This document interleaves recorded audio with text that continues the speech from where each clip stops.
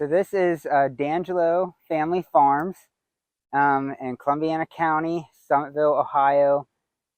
We have about 110 acres total. The farm has been in the family for over 100 years.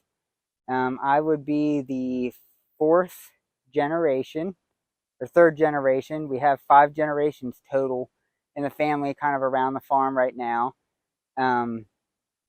We have predominantly hay and pasture ground for cows. We have 20 acres of forest land with probably 20 to 30 acres set aside for wildlife. And then we have around 30 acres of cropland as well. The cropland is rented out, so we don't actually do the cropping practices, but everything for the livestock and the pasture and hay and the forestry work we do ourselves here. With addition to the farm, we also have a native plant business, Deep Roots Native Nursery, where we grow all Ohio native plants. Last year was the first year I did it, and we had around 60 species that we propagated. And we have plans to expand that this year. And a lot of the seed that we grow is collected from the farm here or surrounding farms in this area.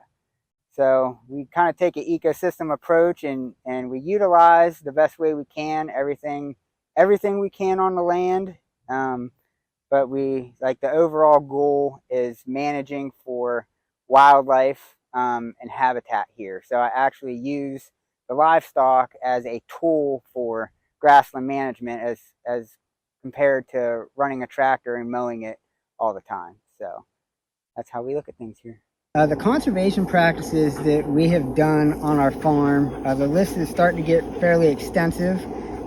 We have done quite a bit of pollinator habitat, tree plantings, a lot of forestry work like invasive control, forest stand improvement, early successional habitat. In our pastures, we do rotational grazing, watering systems like water line, watering tanks that help improve our rotational grazing.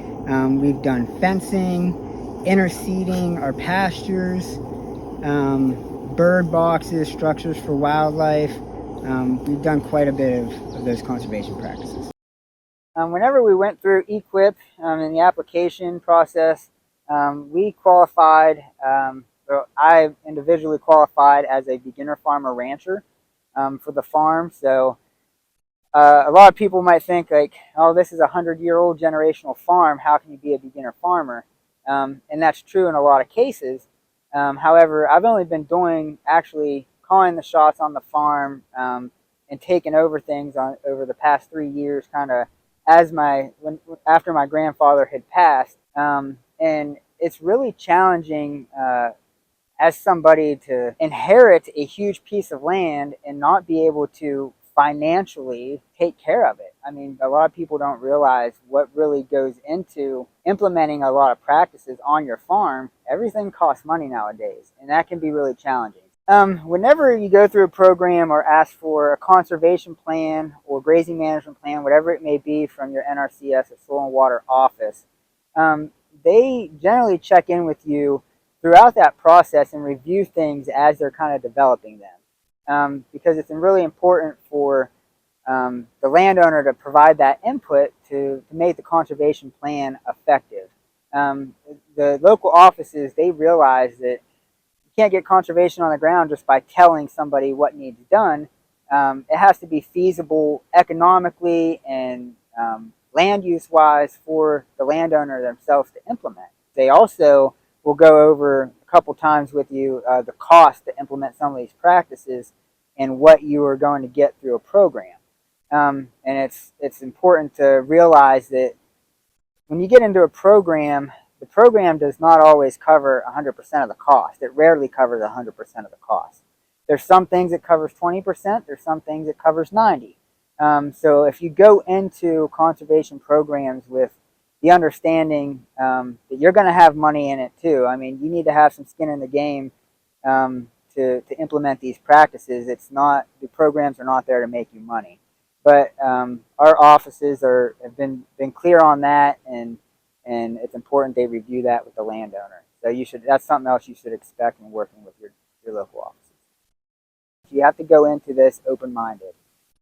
We do not know everything. We don't have every answer. Once we actually do a practice, we have to wait for those results to happen. And that's going to happen over time. I mean, the pollinator practices that we're implementing, we're expecting those to last for a very long extended period of time as long as they're managed properly. It's cool to, if we can get in our brains that we set aside 3 years for establishment on pollinator and wildflower plantings, we could have a result of 100-year benefit if you think of it on that scale. So it's a little to give for the big outcome. Thank you for joining us for this installment of Pollinator Partnerships Working for Wildlife series, and special thanks to Jimmy Giannone of Dangelo Family Farms for sharing his Habitat Hero story.